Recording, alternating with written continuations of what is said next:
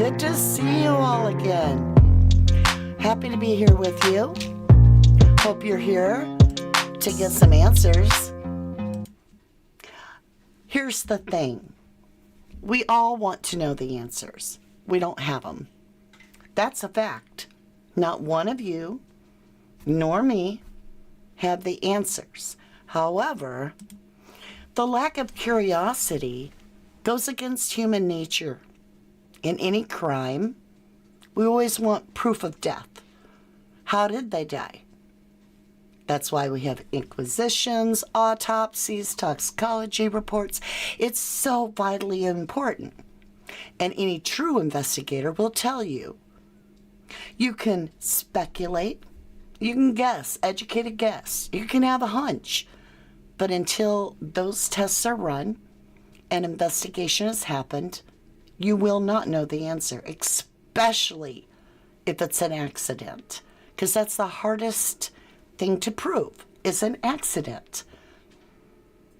You can prove foul play, so-and-so did so-and-so in, right? You can prove like a setup, so-and-so set so-and-so up. But an accident, I hate to say it, but Ab's right. How are you going to prove it's an accident? And so I thought about it, and I'm like, the lack of curiosity of just not even questioning that something different than an accident could have happened is peculiar. And I'm not the only one that thinks so. So do the experts. So we're going to dig into a little bit. Now, some of you might feel it is an accident, and I'm not saying you're wrong. I'm saying the lack of curiosity commingled with somebody that's claiming to be a searcher, all right? So they're a searcher, but they have no curiosity at all when the body's found. Fine, go along your way and find someone else. But then to hang out and target, derogatory, and by the way, not for my beautiful listeners, but for those that performed their little show last night, it was all recorded. I have it all. And calling me names directly like that, when my business name is the same, that's the problem. See, if your business name is Mama D, and then you say Mama D is a hooker, that actually is a legal connection, not like a made-up alias name, but my business name. So, you know, you can dirty delete all you want, but it's caught for records. Yeah. See, the truth always comes out, and if you're that foul and that personally invested into assuring that no one is allowed to think on their own, nobody is to question the narrative. Why? Why? What's your motive to control the narrative? What's your motive? I'm asking. So we're going to start off here with a little bit of PowerPoint. Let's get everybody on the board. Let me move out of the way.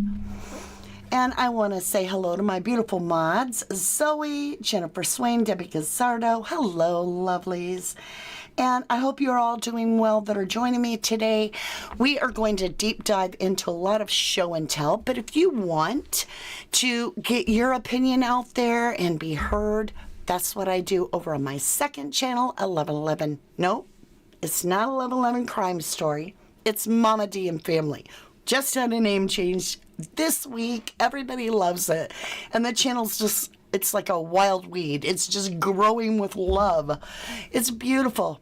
And so over there, I share a lot of your opinion and so forth. And then following, and that'll be following this, like you just do the time warp again, just to jump to the left on that thumbnail, and it'll take you right over where we just keep going. Also, If you are a starlight and you're like, I would love to jump in on the TC radio, tonight is the last night of the week for you to get that opportunity. So make sure and use your starlight pass and jump on to TC radio. It's very relaxing. We're having a great time. And it'll happen again next week, Tuesday, Wednesday, and Thursday, about 5 o'clock Central Daylight Time. I'm self-sponsoring.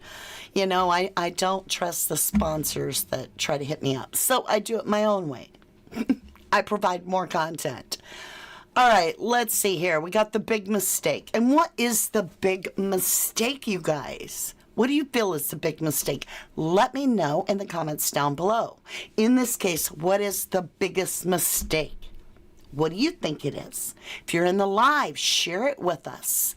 Now, for me, in my humble opinion, the biggest mistake is for searchers to, after the person is found, continue in the manner that they are. So, you know me, I like to role play. So let me take PowerPoint off the board for just a minute. We're going to role play. All right? I'm going to be you. I'll just pretend here. You are in Tenerife. You are getting into an elevator. All right. So you get in your elevator and you're getting your stuff ready. You're getting your purse up on your shoulder, or maybe it's your man bag, right? And you look over and you see Chris Tenerife. Okay? And you're like, hi, how are you? And he's like, good, good. And you're like, are you the fella that's was searching for the 19-year-old boy, Jay Slater? He's like, yes, that was me. And you're like, oh, yeah, I heard they found him. I heard they got his body. Yep, for sure. And you're like, wow, makes you wonder, doesn't it? That's all you say. Makes you wonder, doesn't it?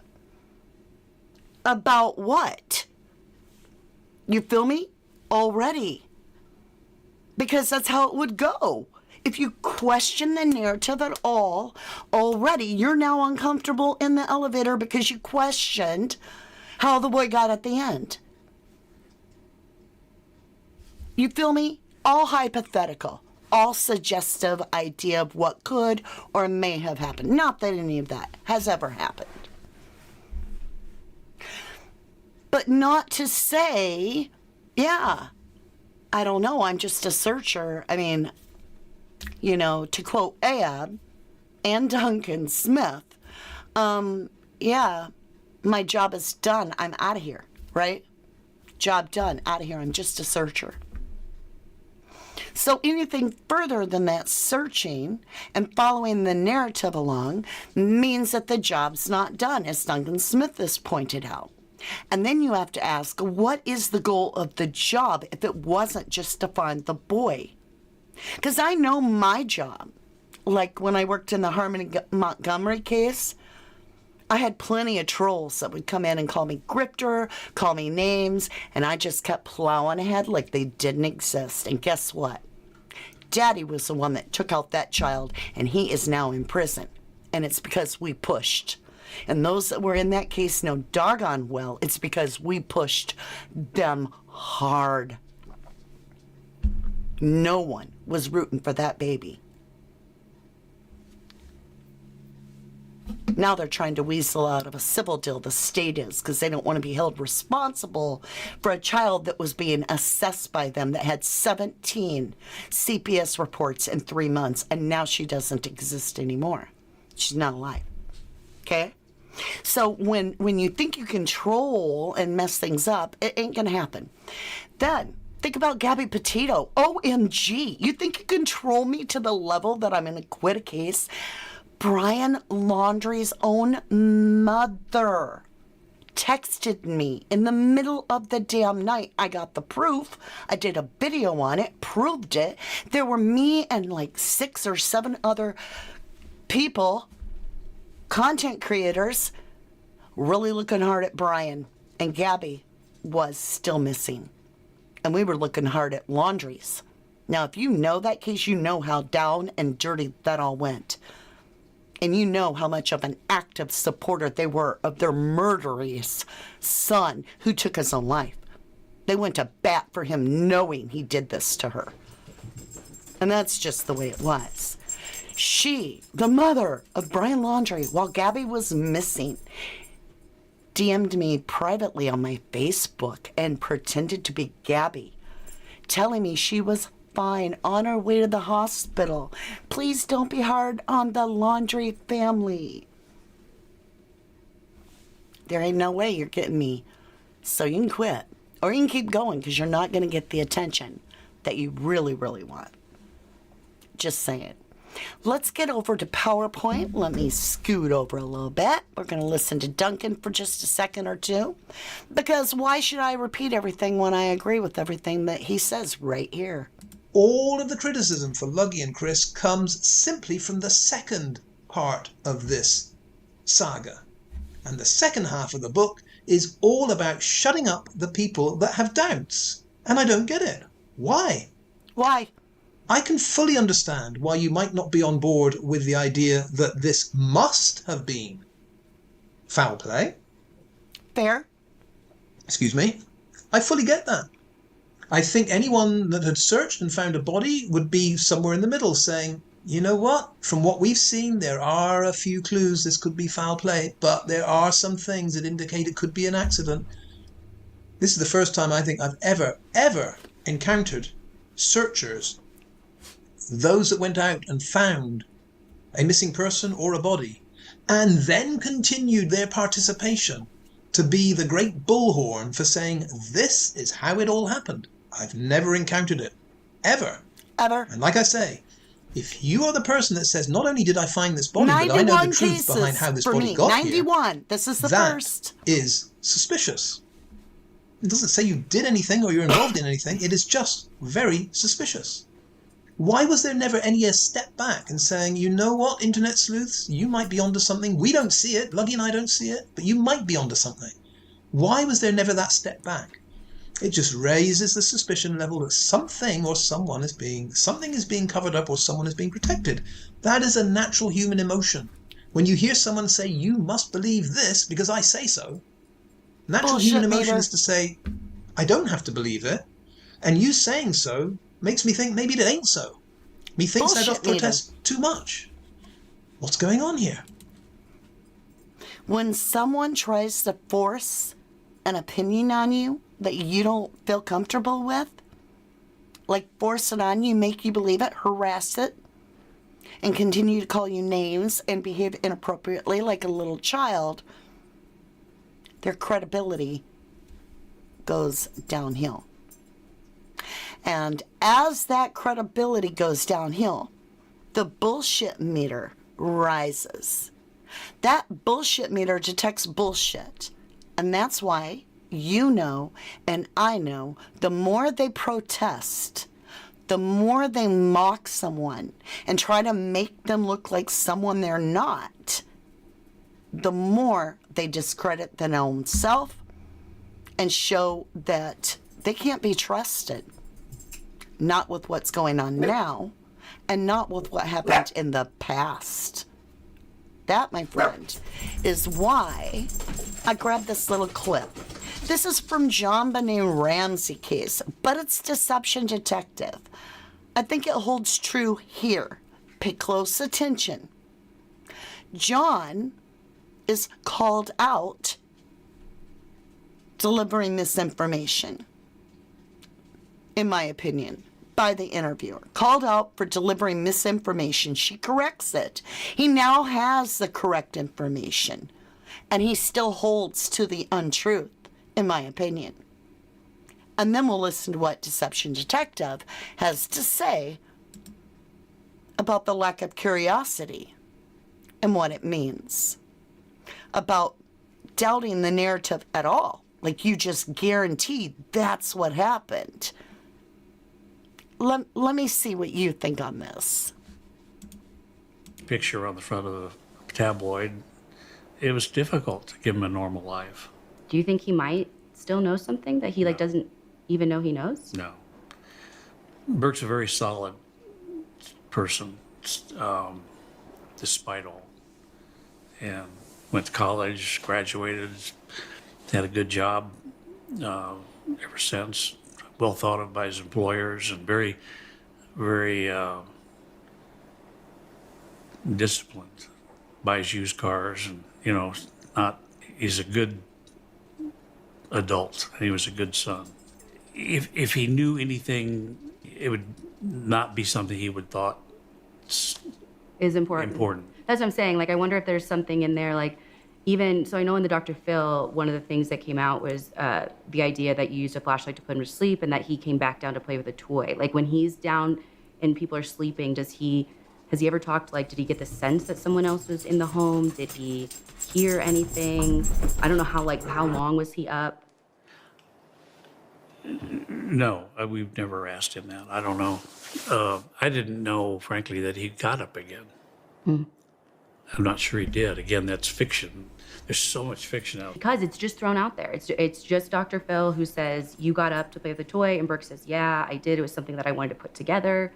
And then it kind of just like Well, away. Again, when we got home, John Benet had fallen asleep. But I know you and Burke I came. put her to bed. Burke and I sat down and tried to put together one of his little toys for a little while, just because he wanted to.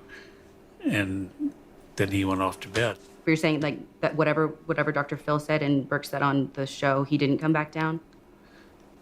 I didn't know that he came back down, if he did. Does He stuff may like have. that make you want to be like, oh my gosh, maybe there's something he knows? Burke would have said something. Lack of curiosity is the best tell for a hoaxer because the hoaxer already knows what happened. So it either doesn't occur to them to pretend to be curious in the first place, or they can't risk acting curious because that would mean giving up control of the narrative. How interesting. You feel me?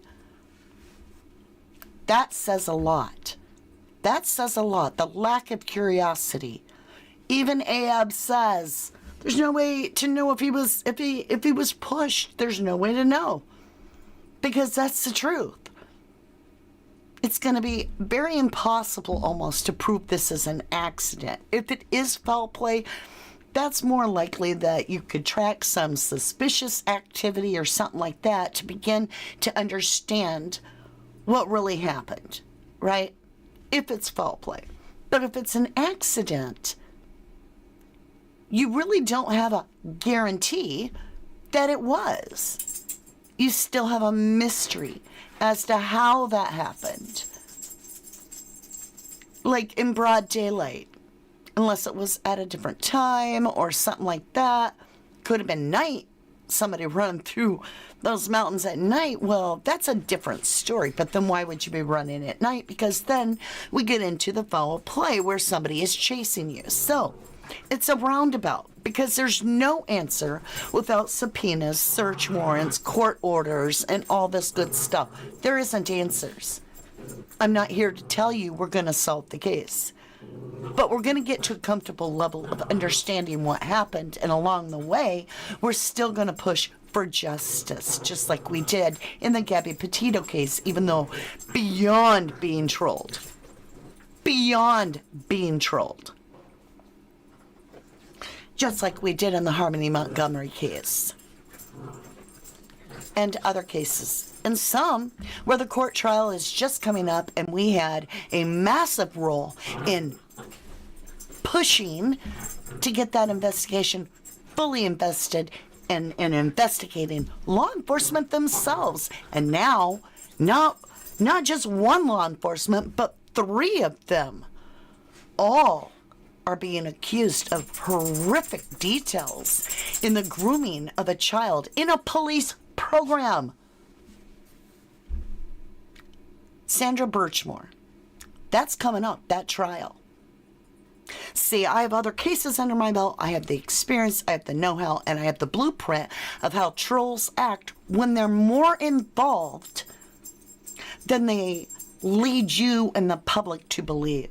And if they're more involved, if they've got some personal vendetta, such as going out and getting drunk and making TikToks in the middle of the morning when everybody's asleep and calling the creators names and derogatory and literally showing their bare, hairy arse right there for the world to see, and then delete it real quick. When people record it and send it to us, we have it. We don't need to show it. We're not going to give them airtime. No, that goes to my lawyer's file, who told me, send me everything you got for the next 3 months. I said, okay, I'm on it. I'm on it. So keep doing your little troll crap, but you're only raising the suspicious meter, right? As Duncan said, the suspicion meter is going up, and the bullshit detection is going up because we know better. We know better. Let's listen to this. Listen to this. Was going to drop me off with Adrian by boat, and we were going to walk up from the beach to Remember exactly this? the point we told people to go to. All right. They were going to walk up from the beach to the exact location they told people to go to if the Guardia Civil didn't act by Saturday. Now, just so happens Sunday night, the very following night, wee hours in the morning, 2 o'clock in the morning, DTR, who's in Masca, here's all kinds of ruckus, right? Let's get on to our poll. What do you feel the ruckus was DTR heard on Sunday night at around 2 a.m. in Masca? You want to know this? You want to know the answer? All right. No idea. 7%. Nothing unusual. 3%. Body found. 10%. So what's left? Body dumped. 79%. 79% out of 153 votes. So make sure you get in there and vote. If somebody reminds me, I will try to read that poll again after we have more votes. But the majority, 78%, body dumped. And then they found it, right? They didn't need helicopters.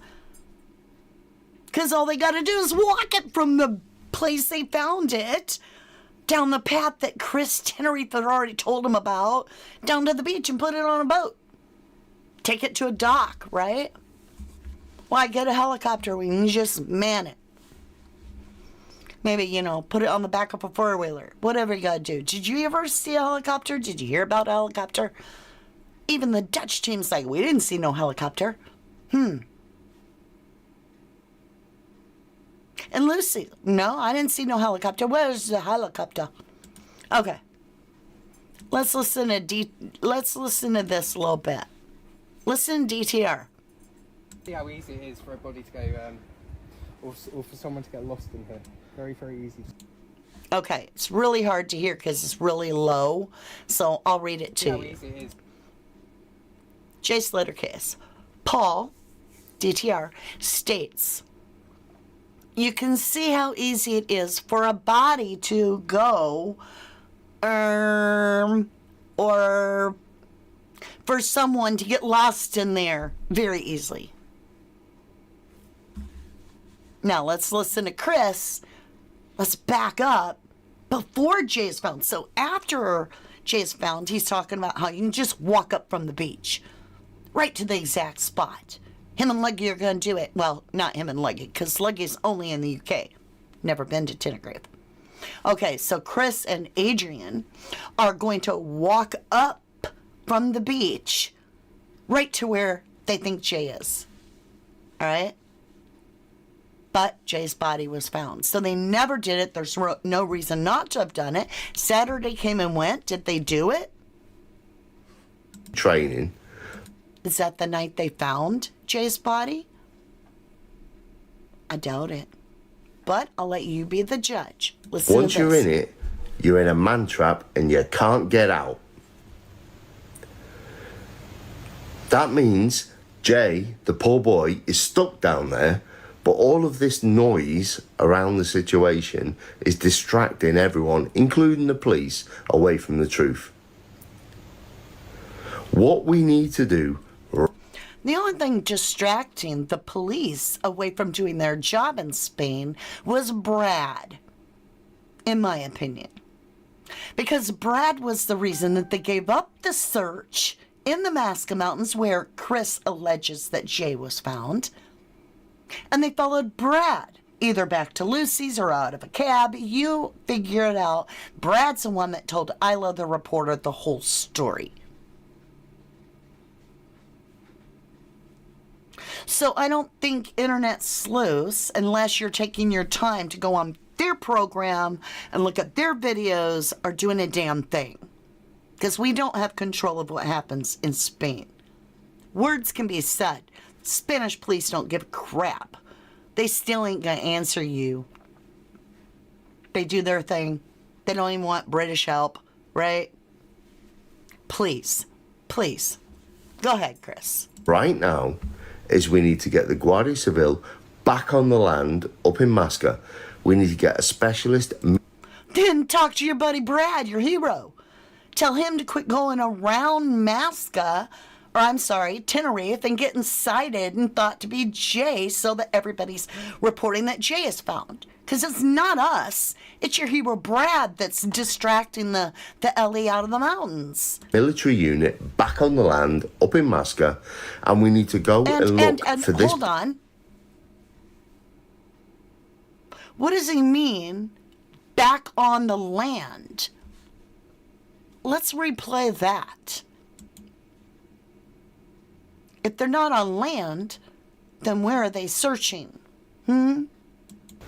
What we need to do right now is we need to get the Guardia Civil back on the land. So they were in the water? Searching for Jay? Why do they need to come back to the land? Up in Masca. We need to get a specialist military unit back on the land up in Masca, and we need to go and look for this boy who's had a very unfortunate misfortune, probably fallen off cliffs hundreds of feet. Okay, probably fallen. There you go. That's excellent. Because he's not sure. I appreciate that part. That makes sense. I have no question. Now I understand. Back on the land in Masca. Got it. All making sense so far. High. And he's... But that part is weird. Probably fallen. Wait, what does he say? Let's... Very unfortunate misfortune, probably fallen off cliffs hundreds of feet high, and he's stuck at the bottom of it like a bag of bones. All right, I'll let you be the judge of that. We need specialist military and police people to go there and research it so that the family can have peace and closure. How'd you know he was dead? How do you know he's dead? How do you know he's not alive? Gallivanting around, spending somebody's credit card that he stole. How do you know? I don't know. But we got to jump off here. I'm very late for the other show. But I want to show you this little thing. This is where we're going to leave it today. I love you. Let's play our last little video. I got a lot more to show you. In spite of all the chaos in the world, in spite of all the destruction, in spite of the things that we see, Lord want me to remind you that as long as you was walking with him while covered under the blood, you are protected. Because when the enemy wants to come against you, when he tries to fight against you, it is the fire of the Holy Ghost that is around you that will be at seal in spite of all the chaos in the world. And that's how I feel, you guys. That's how I feel. We're very protected. I love you all so much. I hope you're doing well. I will jump over with you. There will be a few minute delay. Get comfortable. I will be there in a matter of minutes. Thank you, Jennifer Swain. Zaxxon, thank you for gifting 20 memberships. That's beautiful. Welcome all my beautiful starlights. Good luck to all, says Zaxxon. Night, Chumba. See you guys in a little bit. Make sure you do the time warp with us. Zaxxon gifted another 10 memberships and another 20 before that. That's 50 memberships from Zaxxon. We were at 650 members yesterday. We're 50 stronger. Blows my mind.